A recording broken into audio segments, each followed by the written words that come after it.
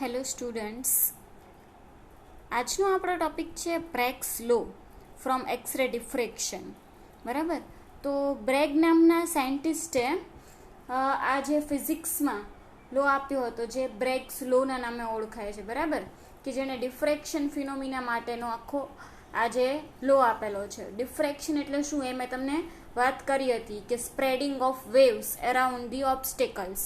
જ્યારે કોઈ wave pass થતું હોય અને એને વચ્ચે અવરોધ આવે, કોઈ ઓબ્સ્ટેકલ આવે, તો ત્યાં આગળ એ સ્પ્રેડ આઉટ થઈ જાય છે. બરાબર. કોઈ પણ વેવ હોય કે electromagnetic radiation, X rays, gamma rays, કોઈ પણ હોય, એની વચ્ચે જ્યારે ઓબ્સ્ટેકલ આવે, બરાબર, ફોર એક્ઝામ્પલ એટમ્સ કે ન્યુટ્રોન્સ કે ઇલેક્ટ્રોન્સ, તો એ શું થશે, એ જે રે છે એ કેવું થઈ જશે, સ્પ્રેડ આઉટ થઈ જશે. બરાબર. ડિફ્રેક્શન પેટર્ન મળશે.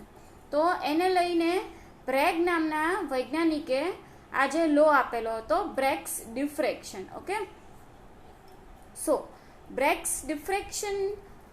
હવે પહેલાં તો બ્રેગ્સ લો એટલે શું, તો એને કઈ રીતના પહેલાં નોટિસ કર્યો હતો કે એક્સરેને એન્ટર કરાવ્યા કોઈ ક્રિસ્ટલમાં.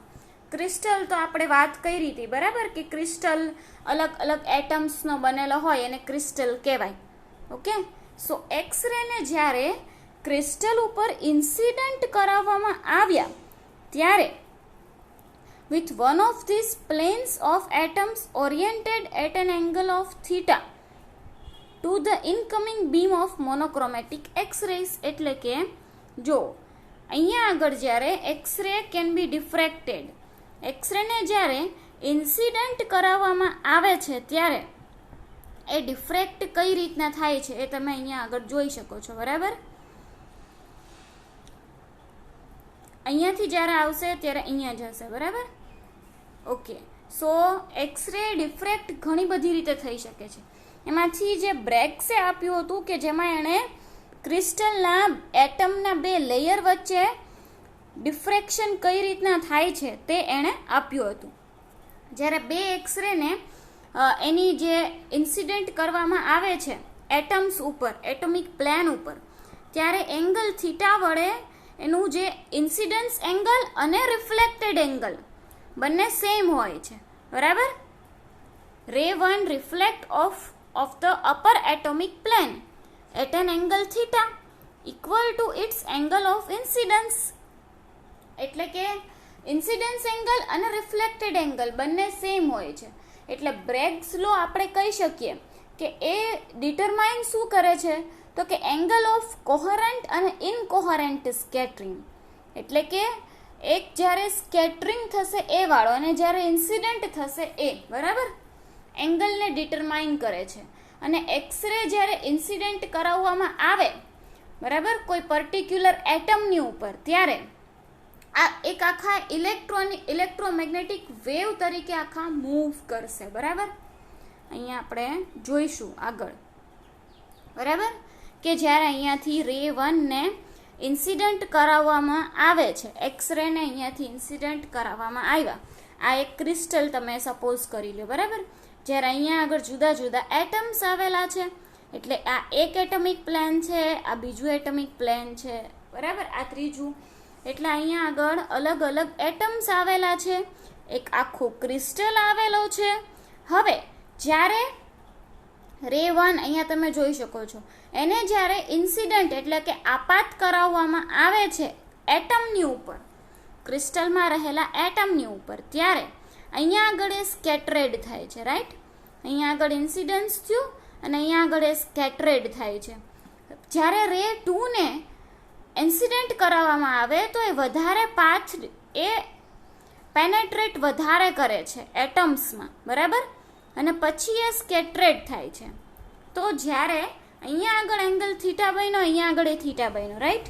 અને જે વધારાનું ડિસ્ટન્સ રે 2એ ટ્રાવેલ કર્યું, પાથ રે 2એ જ્યારે એટોમિક પ્લેનમાં જે વધારાનું ડિસ્ટન્સ ટ્રાવેલ કર્યું એને આપણે ફાઇન્ડ કરવું છે, જેને અહીંયા એ થી સજેસ્ટ કરેલું છે બંને સાઈડ. બરાબર.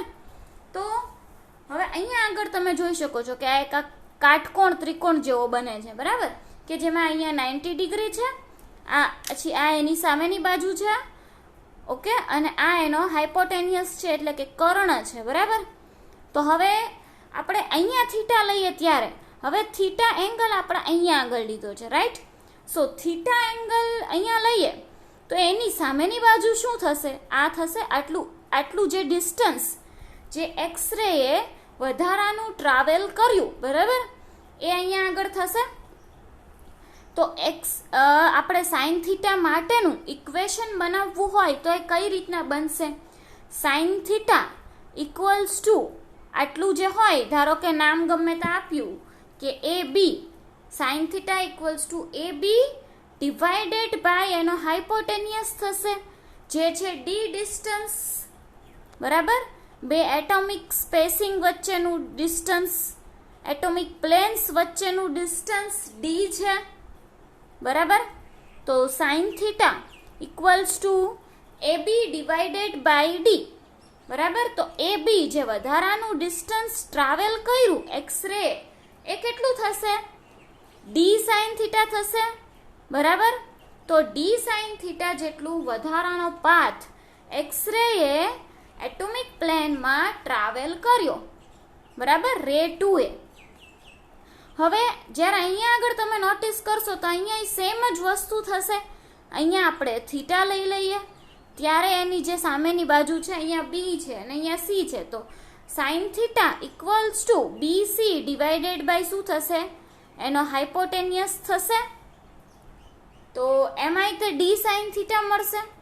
સો અહીંયા આગળ એ ડી સાઇન થીટા જેટલો પાથ એણે ટ્રાવેલ કર્યો, જ્યારે અહીંયા આગળ એ path difference d sine theta મળ્યો, બરાબર. તો આપણું જે અહીંયા રે 2 નું ટોટલ એને ટ્રાવેલ કરેલું ડિસ્ટન્સ કેટલું આવવું જોઈએ? D sine theta plus D sine theta. So it will B 2d sine theta, બરાબર. ઓકે, અને આ જે રે ટ્રાવેલ કરે છે એક્સરે અહીંયા જ્યારે એટમમાં, બરાબર, અથવા તો ક્રિસ્ટલમાં, ત્યારે અહીંયા જે રિફ્લેક્ટ થશે અથવા તો સ્કેટરેડ થશે ત્યારે અહીંયા આગળ કેવા પ્રકારનું ઇન્ટરફિયરન્સ રચાશે, બરાબર. ઈ શેના ઉપર ડિપેન્ડ છે? એની પાથ લેન્થ ઉપર, કે જ્યારે એનના લેમ્બડાના મલ્ટીપ્લાયમાં કયો ઇન્ટીજર આવશે એના ઉપર ડિપેન્ડ છે, બરાબર. એટલે જે ઇન્ટરફિયરન્સ જે મેં તમને વાત કરી હતી કે વ્યતિકરણ જે ક્યારે રચાય? જ્યારે વેવ્સ છે એ બે જુદા જુદા અલગ સોર્સિસમાંથી આવતા હોય અને એકબીજા સાથે ઇન્ટરેક્ટ થાય ત્યારે શું રચાશે? ઇન્ટરફિયરન્સ પેટર્ન્સ રચાશે, બરાબર. અને ઇન્ટરફિયરન્સ પેટર્ન એ કોના ઉપર ડિપેન્ડ છે? તો કે પાથ ડિફરન્સ લેમ્બડાના મલ્ટીપ્લાયમાં શું છે ઇન્ટીજર એના ઉપર ડિપેન્ડ છે, બરાબર.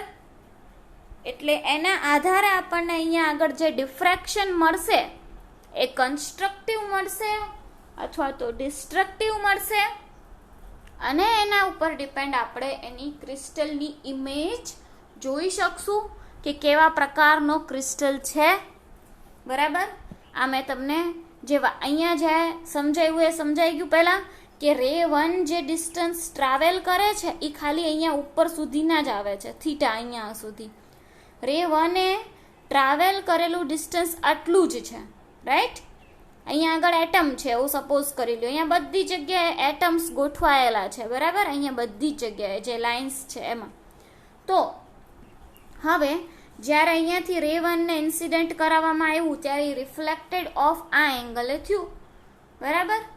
હવે જ્યારે રે 2 ને ઇન્સિડન્ટ કરાવવામાં આવ્યું ત્યારે સ્કેટરેડ ક્યાં એંગલે થયું? તો કે થોડોક વધારે પાથ લઈને થયું, થોડોક વધારે પેનેટ્રેટ થયું એટમ્સમાં અથવા તો ક્રિસ્ટલમાં, રાઈટ. અને પછી એનું સ્કેટરિંગ થયું. તો ઇન્સિડન્ટ એંગલ અને સ્કેટરિંગ એંગલ મેઇન પહેલાં તો સેમ હોવા જોઈએ બ્રેગ્સ લો પ્રમાણે. અને રે 2 એ ટ્રાવેલ કરેલું વધારાનું ડિસ્ટન્સ, પાથ ડિફરન્સ, એને વધારાનો ટ્રાવેલ કરેલો પાથ એ આપણને કેટલો મળ્યો? આપણે જોયું કે n lambda equals to d sine theta. અહીંયાનો ડી સાઇન થીટા, અહીંયાનો ડી સાઇન થીટા, એટલે d sin theta plus d sin theta, so it will be equal to 2d sin theta. જ્યારે d જે છે એ બે એટમ્સ વચ્ચેનું spacing છે, distance દર્શાવે છે. ઓકે, સો અહીંયા સુધી સમજાણું પહેલા બ્રેગ્સ લો. હવે અહીંયા આગળ જે એક આપણે કહી શકાય કે કોઈ એક મિરર ટાઈપ મૂકેલું હશે કે જે ડિટેક્ટ કરશે, બરાબર, ઇન્ટરફિયરન્સ પેટર્ન્સ જે રચાશે એને, જે ક્રિસ્ટલમાં જે રેઝ આવે છે એના એ રેઝ કઈ રીતના ઇન્સિડન્ટ થાય છે, કેટલો પાથ ટ્રાવેલ કરે છે, એના ઉપર ડિપેન્ડ અહીંયા આગળ ઇન્ટરફિયરન્સ પેટર્ન્સ રચાશે અને ઇન્ટરફિયરન્સ પેટર્નના આધારે ક્રિસ્ટલ કેવા પ્રકારનું છે એ જાણી શકાશે. બરાબર, સો આટલો આઈડિયા આવી ગયો. હવે ઇન્ટરફિયરન્સ પેટર્ન્સ એ કઈ રીતની હશે એ હું તમને ખાસ આપણે જોયું હતું, એકવાર હજી કહી દઉં કે એક છે કન્સ્ટ્રક્ટિવ ઇન્ટરફિયરન્સ અને બીજું છે ડિસ્ટ્રક્ટિવ ઇન્ટરફિયરન્સ. કન્સ્ટ્રક્ટિવ ઇન્ટરફિયરન્સ ક્યારે રચાશે? જ્યારે વેવ્સ છે ઇન્ટરેક્ટ કરતા હશે, બે સેપરેટ વેવ, સેપરેટ એટલે અલગ અલગ સોર્સમાંથી આવતા હોય એવા વેવ્સ. બરાબર, હવે જો આ બંને વેવ્સ જે ટ્રાવેલ કરે છે એટોમિક પ્લેન્સમાં કે ક્રિસ્ટલમાં, ઓર તમે કહી શકો એટમ્સમાં, બરાબર, ગમે તે સાચું જ છે. જો આ વેવ્સ આવે છે, if all the waves in the bundle જો ઇન ફેઝ હશે, એટલે કે એના ક્રેસ્ટ અને ટ્રાફ બંને સેમ પોઝિશન ઉપર હશે, બરાબર, એટલે કે 0 ડિગ્રી એનો જે ડિફરન્સ હશે એ કંઈ નહીં હોય, બરાબર, જેવું ઇનપુટ છે સેમ એવું જ આઉટપુટ મળે, તો આપણે એને કહી શકીએ કે કન્સ્ટ્રક્ટિવ ઇન્ટરફિયરન્સ રચાયેલું છે. બરાબર, as being an integer number of wavelength out of phase n lambda એનો ઇન્ટીજર મલ્ટીપ્લાય થયેલો હશે. waves will interfere with one another and their amplitudes will add together to produce a resultant wave. બરાબર, waves છે એ કેવા છે? In phase છે, એના લીધે શું થશે કે રિઝલ્ટન્ટ વેવ બનશે. અને રિઝલ્ટન્ટ વેવ છે એ કેવું હશે? બંને વેવ્સનું એડ થશે, બરાબર, જે બે જુદા જુદા અલગ સોર્સિસમાંથી વેવ્સ આવે છે એનું એડિશન થશે, રાઈટ. સો રિઝલ્ટન્ટ વેવને કેવો? હાયર એમ્પ્લિટ્યુડ હશે, કારણ કે એક વેવ આવે છે, બીજું વેવ આવે છે, 1 + 1 2 થાય ને, એ જ રીતના બે વેવ્સ એડ કરીએ તો હાયર એમ્પ્લિટ્યુડ બનશે, બરાબર, અને એને કહેવાશે ઇન ફેઝ બધા જ વેવ્સને. એટલે ત્યારે કન્સ્ટ્રક્ટિવ ઇન્ટરફિયરન્સ ફિનોમિના રચાશે, ડિફ્રેક્શન પેટર્ન. અહીંયાથી એક વેવ આવે છે, એક્સરે આવે છે, અહીંયાથી બીજું ઇન્સિડન્ટ થાય છે, અને જે રિઝલ્ટન્ટ મળે છે એ આ બંનેનું એડિશન થઈને મળે છે. ડન આટલું? ઓકે, હવે ડિસ્ટ્રક્ટિવ ઇન્ટરફિયરન્સ ક્યારે રચાશે? કે જ્યારે વેવ્સ છે એ આઉટ ઓફ ફેઝ હશે અને નોન ઇન્ટીજર હશે, એટલે કે અપૂર્ણાંક હશે. વેવલેન્થની સાથે જે મલ્ટીપ્લાય થશે, બરાબર, નંબર ઓફ વેવલેન્થની સાથે ઇન્ટીજર નંબર જે નંબર હશે એ કેવો હશે? નોન ઇન્ટીજર હશે. અને ડિસ્ટ્રક્ટિવ ઇન્ટરફિયરન્સ એટલે શું? કે જ્યારે એમ્પ્લિટ્યુડ છે એ રિડ્યુસ થઈ જશે, બરાબર, એટલે કે રિઝલ્ટન્ટ વેવ આખું ઓલમોસ્ટ ડિસ્ટ્રોય થવાનો ટ્રાય કરશે, બરાબર. જ્યારે અહીંયા આગળ પાથ ડિફરન્સ હતો ખાલી n લેમ્બડા, બરાબર, જ્યારે અહીંયા આગળ કેટલો છે? 1/2l ઇન્ટુ 2n + 1/2, બરાબર, 2l, એટલે કે પાથ ડિફરન્સ આટલો થશે અને રિઝલ્ટન્ટ વેવ કેવું મળશે? કમ્પ્લીટલી ડિસ્ટ્રોયડ. શું કામ? કારણ કે એક ઇન ફેઝ છે, બીજું આઉટ ઓફ ફેઝ છે, એના લીધે રિઝલ્ટન્ટ વેવ 0 મળી ગયું. એટલે આ જે બે પ્રકારની પેટર્ન્સ રચાશે, એક તો કન્સ્ટ્રક્ટિવ અને બીજી ડિસ્ટ્રક્ટિવ, તો આ બંનેને લઈને જે પેટર્ન્સ મળશે ક્રિસ્ટલની, એના આધારે આપણે ક્રિસ્ટલનો સ્ટડી કરી શકશું. ઓકે, સો આટલી વસ્તુ તમને ક્લિયર થઈ, બરાબર. આ તો મેં તમને કીધું કે એક્સરે ડિફ્રેક્ટ થઈ શકે છે ઘણા બધા પોસિબલ વેઝમાં, બરાબર. અને આપણે બ્રેગ્સ લો જે મેં તમને ઇમેજ ઉપરથી સમજાવ્યું એ જ બધી વસ્તુ અહીંયા લખેલી છે. એકવાર આપણે રિવાઇઝ કરી લઈએ. ઓકે, સો એમાં આપણે પહેલાં એક્સરેને એન્ટર કરાવ્યો હતો ક્રિસ્ટલમાં, બરાબર, with one of these planes of atoms oriented at an angle theta. Theta એ ઓરિએન્ટ થતો હતો ઇનકમિંગ એક્સરેઝ, બરાબર. અને 2 સચ એક્સરેઝ આર શોન હિયર. આપણે 2 એક્સરેઝને બતાવ્યા હતા અને 2 એટોમિક પ્લેન્સ વચ્ચેનું જે ડિસ્ટન્સ હતું એની વચ્ચે જે સ્પેસિંગ છે એને આપણે સ્મોલ ડી કીધું હતું, બરાબર. ડિસ્ટન્સ એટલે ડી. પછી રે 1 જે છે એ રિફ્લેક્ટ ઓફ થશે upper atomic plane at an angle theta, બરાબર, to its angle of incidence, બરાબર. જે એંગલે ઇન્સિડન્ટ થયું છે એ જ એંગલે શું થશે, રિફ્લેક્ટ થશે અથવા તો સ્કેટરેડ થશે. જ્યારે રે 2 છે reflect off the lower atomic plane at the same angle theta. Ray 2 છે જે એટમિક પ્લેન 1 છે એના કરતાં જે લોઅર એટમિક પ્લેન હશે ત્યાં આગળ એ રિફ્લેક્ટ થશે અથવા તો સ્કેટરેડ થશે ત્યાંથી, બરાબર. આપણે જે જોયું હતું રે 2 માટે એના ઉપરથી આપણે જોયું કે ઇન્ટરફિયરન્સ પેટર્ન્સ મળશે અને એ કયા કયા પ્રકારની હશે એ પણ આપણે જોયું, બરાબર. અને જે વધારાનું ડિસ્ટન્સ ટ્રાવેલ કરશે એ મેં તમને સમજાવ્યું કે કઈ રીતના ડી સાઇન થીટા આપણે લાવ્યા અને 2 D sine theta plus D sine theta એટલે 2 ડી સાઇન થીટા આવી ગયું હતું. ઓકે, સો આટલું ક્લિયર. હવે ઓકે, સો આપણે બ્રેગ્સ લો આ તો તમને જનરલ ઇન્ફોર્મેશન જ છે કે આપણે એની ફિનોમિનાઈ જોઈ અને એ ડિટરમાઇન કરે છે. આ મેં તમને જે કહ્યું કે કોહેરેન્ટ અને ઇનકોહેરેન્ટ એટલે કે સ્કેટરિંગ એંગલ જે છે એને ડિટરમાઇન કરે છે. જ્યારે એક્સરે ઇન્સિડન્ટ થાય ત્યારે એઝ અ ઇલેક્ટ્રોનિક ક્લાઉડ તરીકે મૂવ કરશે. આ પણ મેં તમને કહ્યું, બરાબર. The movement of these charges radiates waves again with similar frequency. અને જે ચાર્જ હશે વિદ્યુત ભાર એ કેવો ટ્રાય કરશે તો કે વેવ્સને એઝ અ સિમિલર ફ્રીક્વન્સીમાં એને રેડિયેટ કરવાનો, બરાબર.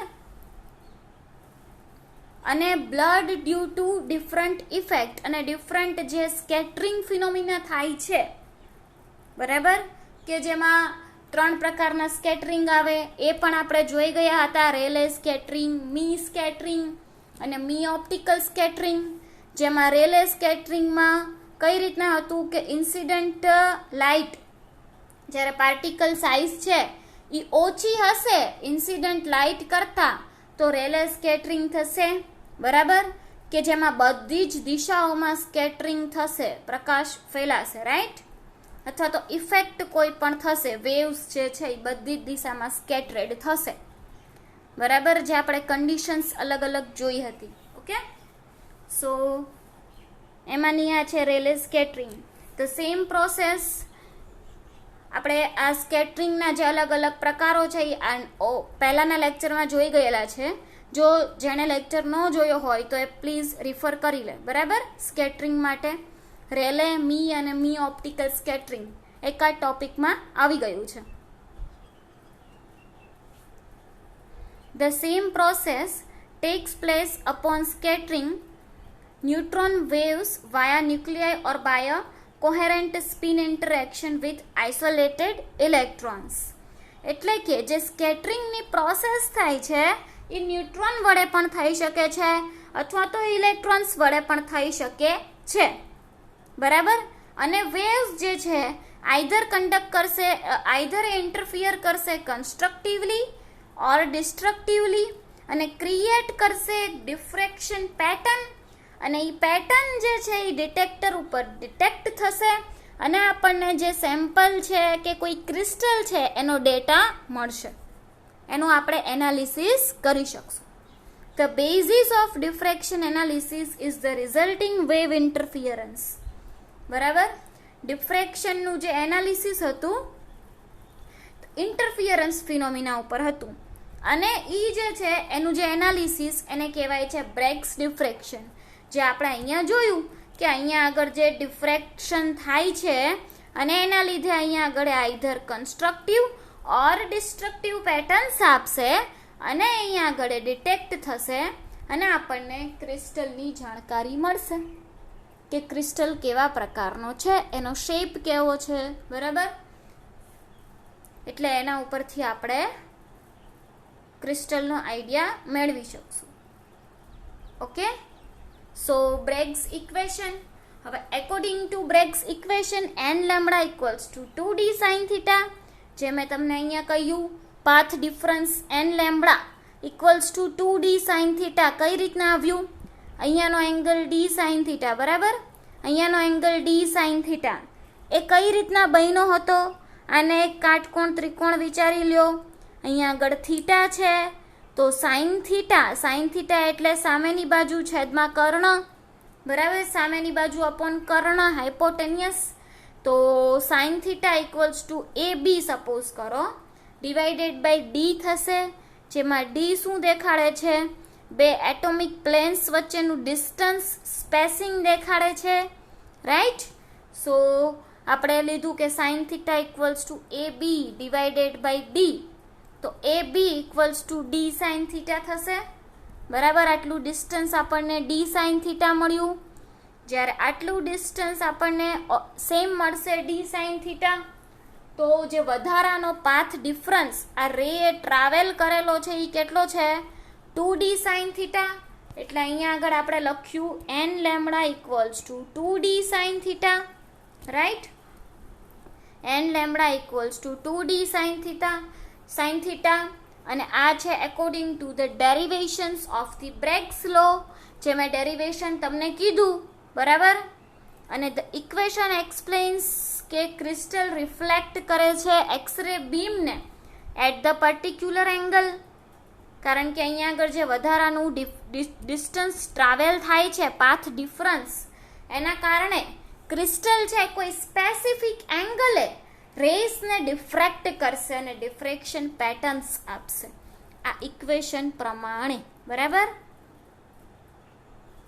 The variable d indicates the distance between the atomic layers that we have seen, બરાબર, and the variable lambda specifies the wavelength of the incident x-rays beam. Lambda શું determine કરે છે, જે incident થયેલા જે એક્સ-રે જે છે એની વેવલેન્થ ને ડિટરમાઇન કરે છે, બરાબર. n એઝ ઇન્ટીજર, n છે એ પૂર્ણાંક સંખ્યા દેખાડે છે, બરાબર. આ ગ્લાન્સિંગ એંગલ છે, આ સ્કેટરેડ એંગલ છે, આટલું ડિસ્ટન્સ વધારાનું ટ્રાવેલ થયેલું છે, બરાબર. આ બંને વચ્ચેનું ડિસ્ટન્સ સ્મોલ ડી છે, આ બંને વચ્ચેનું સેમ સ્મોલ ડી હશે, બરાબર. આટલું ડિસ્ટન્સ બી સ્મોલ ડી હશે. ઓકે, તો અહીંયા આગળ આપણને આ જે બે રે ટ્રાવેલ થયા આપણે જોયું, બરાબર. અને આ લેમ્બડા એટલે શું એ મેં તમને કહ્યું હતું, આપણે એક્સરેમાં સ્ટાર્ટિંગમાં જ વાત કરી હતી, સ્ટાર્ટિંગના લેક્ચરમાં, આની પહેલાંના લેક્ચરમાં, રાઈટ, કે જેમાં બે પીક વચ્ચેનું જે ડિસ્ટન્સ હોય એને વેવલેન્થ કહેવાય, અને આવી રીતના રિપીટિંગ વેવલેન્થ વાળો જે વેવ હોય એને એક્સરે કહેવાય, બરાબર. તો અહીંયા બે પીક વચ્ચેનું જે ડિસ્ટન્સ છે એને વેવલેન્થ જ કહેવાય, બરાબર. વેવ્સમાં જ્યારે એટમિક પ્લેન્સ વચ્ચેનું ડિસ્ટન્સને ડી કહેવાય. આટલો એંગલ થીટા છે, આટલો એંગલ સ્કેટરેડ એંગલ એ થીટા છે. તો અહીંયા આગળ જ્યારે ઇન્સિડન્ટ થશે ત્યારે પેટર્ન આવી રીતના મળશે. જ્યારે અહીંયા આગળ ઇન્સિડન્ટ થશે તો આટલું ડિસ્ટન્સ એણે વધારે ટ્રાવેલ કર્યું છે અને અહીંયા આપણને ડિટેક્ટર ઉપર આ પેટર્ન મળશે, કન્સ્ટ્રક્ટિવ ઓર ડિસ્ટ્રક્ટિવ, રાઈટ. કન્સ્ટ્રક્ટિવ હશે તો જ આપણને કંઈક જોવા મળશે, ડિસ્ટ્રક્ટિવ હશે અને રિઝલ્ટન્ટ 0 થઈ જશે તો આપણને કંઈ જોવા મળશે પેટર્ન નહીં, બરાબર. સો આ વસ્તુ સમજાઈ ગઈ, બ્રેગ્સ લો. ઓકે, સો આટલો પોર્શન તમારો બ્રેગ્સ લોનો એક્સરે ડિફ્રેક્શન ટેકનિકમાંથી બાકી હતો એ આજે આપણે અત્યારે પૂરો થયો, બરાબર.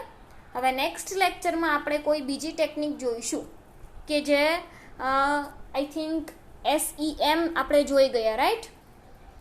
તો હવે હા, ઓઝર ઇલેક્ટ્રોન સ્પેક્ટ્રોસ્કોપી એ તમારે આગળના નેક્સ્ટ લેક્ચરમાં આવશે.